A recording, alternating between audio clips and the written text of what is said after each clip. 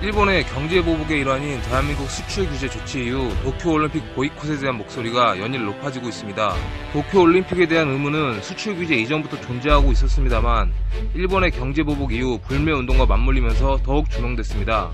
동일본 대지진을 딛고 부흥을 이뤄낸 일본의 모습을 전 세계에 알리겠다라고 말할 정도로 올림픽에 심혈을 기울이고 있는 아베에게 세계 10대 스포츠 강국으로 꼽히는 한국이 올림픽을 보이콧하는 사태가 실제로 벌어진다면 치명타가 될 수도 있는 것이 사실입니다. 이렇게 도쿄올림픽이 보이콧의 대상이 되는 이유는 2011년 후쿠시마 원전 사고로 인한 방사선 누출 때문입니다. 도쿄올림픽 성화가 후쿠시마 사고 원전에서 20km 지점에서 출발하며 70km 거리의 경기장에서 개막전이 진행된다고 합니다.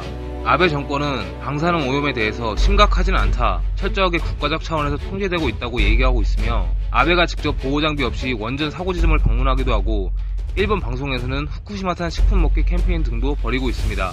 일본 언론은 실질적인 문제에 대해선 이야기하지 않고 연일 괜찮다는 분위기 만들기에만 급급한 모습입니다.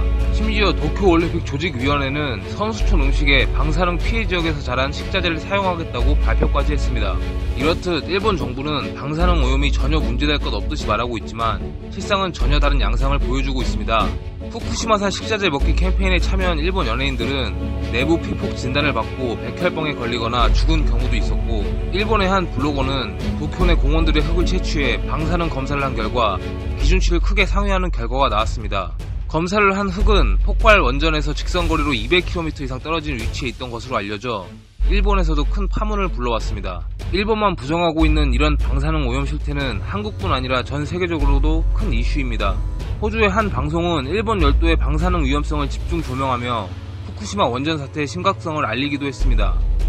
이날 방송에서 세계적인 물리학자인 미치오 카쿠 뉴욕 시립대학교 석좌 교수는 현재 일본에 거주하는 일본인은 실험용 기니피그들과 같다며 이들을 통해 방사능이 어떤 영향을 끼치는지 확인할 수 있다라고 이야기하기도 했습니다. 또한 국제환경단체 그린피스가 후쿠시마 방사능 오염을 조사하면서 기준치의 최대 100배 이상의 방사선을 검출했고 22세기가 될 때까지도 사람이 살 수 없는 수준의 방사능 오염 상태가 지속될 것이라는 조사 결과를 내놨습니다.